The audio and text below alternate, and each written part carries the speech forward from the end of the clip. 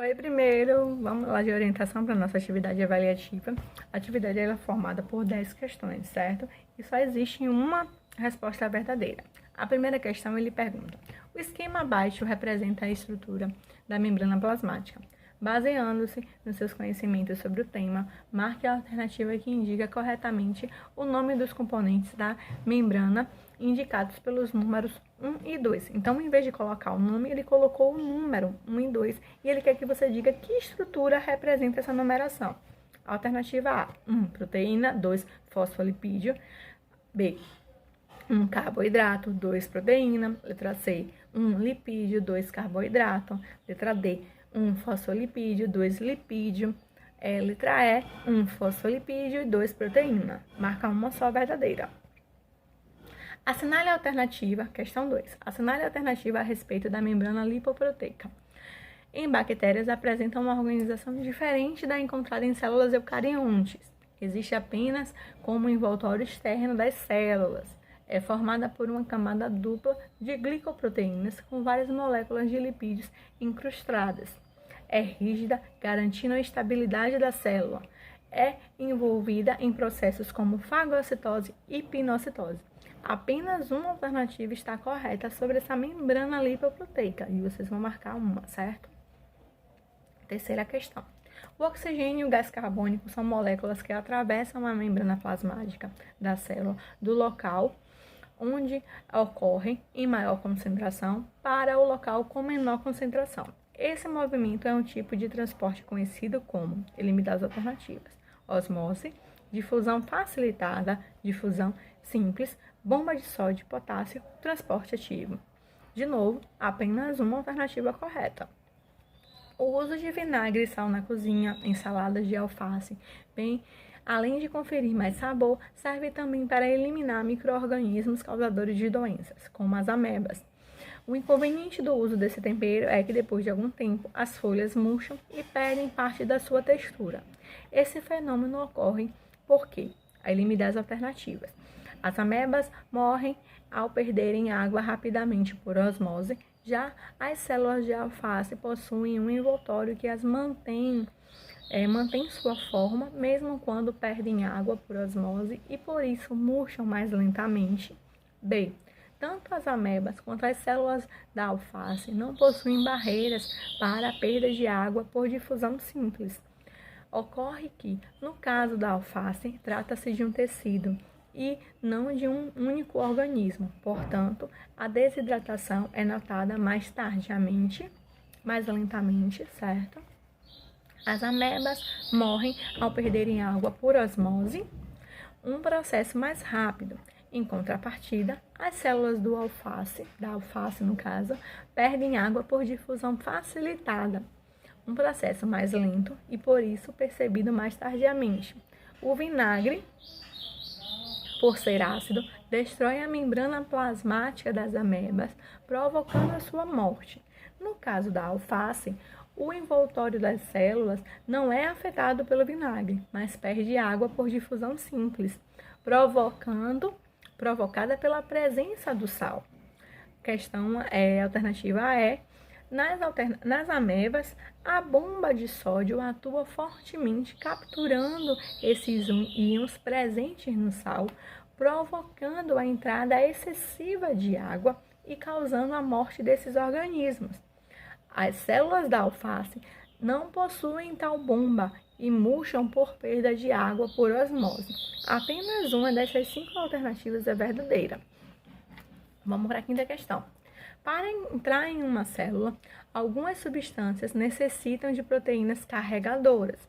O transporte que envolve esse tipo de proteína, quando não há um gasto de energia, é chamado de, ele me dá as alternativas: A, osmose; B, difusão facilitada; C, difusão simples; D, bomba de sódio e potássio; E, transporte ativo. Uma das 5. Sexta questão. A droga clorafenicol tem efeito antibiótico por inibir os ribossomos das bactérias a realizarem sua função. O efeito imediato desse antibiótico sobre as bactérias sensíveis a ele é inibir a síntese de Então, ele quer saber aí qual é o produto que vai ser sintetizado pelos ribossomos. Aí ele me dá as alternativas: ATP, DNA, proteína, RNA mensageiro, lipídios da parede bacteriana. 7ª questão. Na coluna da esquerda, encontram-se os nomes de organelas celulares e na coluna da direita, importantes processos fisiológicos. Marque a sequência que representa corretamente a correlação correta, ficou redundante, entre as duas colunas. Vamos lá. Aí na primeira coluna a gente tem ribossomo, retículo endoplasmático, mitocôndria, lisossomo, complexo de Golgi. Na segunda coluna a gente tem síntese de ATP, formação de grãos de secreção, síntese de proteínas, digestão intracelular, neutralização de substâncias tóxicas. Aí ele me dá as alternativas. Eu tenho que fazer correspondência da primeira coluna com a segunda. Letra A, ele diz que é 1A, 2B, 3D, 4C, 5E. Letra B, 1B, 2D, 3E, 4E, 5C. Letra C, 1C, 2E, 3A, 4B, 5B. Letra D, 1C, 2B, 3A, 4D, 5E. E a letra E, 1E, 2D, 3A, 4B, 5C. De novo, vocês vão marcar apenas uma dessas 5 alternativas. 8ª questão. A fermentação é um processo importante para a indústria alimentícia, uma vez que possibilita a fabricação de produtos como pães, cervejas, queijos. Esses produtos são formados por diferentes modos de fermentação, sendo o iogurte e o queijo, por exemplo, formados a partir aí me dá as alternativas: fermentação alcoólica, fermentação simples, fermentação glicosídica, fermentação complexa ou fermentação láctica. Questão 9. Analise as afirmações abaixo, relativas ao processo de metabolismo energético. Primeira afirmativa. Fermentação, respiração aeróbica e respiração anaeróbica são processos de degradação das moléculas orgânicas em compostos mais simples, liberando energia. Segunda. Todos os processos de obtenção de energia ocorrem na presença de oxigênio. Terceira. A energia liberada nos processos de metabolismo energético é armazenada nas moléculas de ATP. Quarta. No processo de fermentação, não existe uma cadeia de aceptores de hidrogênio, que está presente na respiração aeróbica e anaeróbica. Quinto. Na respiração aeróbica, o último aceptor de hidrogênio é o oxigênio, enquanto na respiração anaeróbica é outra substância inorgânica. Na fermentação, a energia liberada nas reações de degradação é armazenada em 38 ATPs, enquanto na respiração aeróbica e anaeróbica é armazenada em 2 ATPs. Aí ele me pergunta: estão corretas? Letra A, A1, A3, A4 e A5. Letra B, A1, A3, A5 e A6. Letra C, A1, A4, A5 e A6. Letra D, A1, A2, A4 e A5. Letra E, A1, A2, A3 e A4. A última questão. Sendo o processo de fotossíntese, é correto afirmar que... Letra A, o dióxido de carbono é fonte de carbono para a síntese de matéria orgânica e fonte de oxigênio para a atmosfera.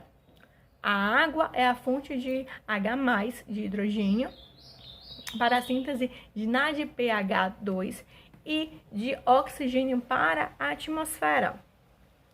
O NADPH2 é fonte de energia para a conversão do dióxido de carbono em matéria orgânica.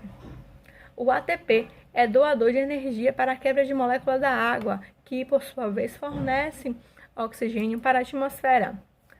A conversão de dióxido de carbono em matéria orgânica produz energia que é acumulada em ATP. Apenas uma alternativa também está correta. Então, são essas 10 questões. Façam com calma, com tranquilidade. Desejo boa sorte a vocês e a gente se vê. Tchau!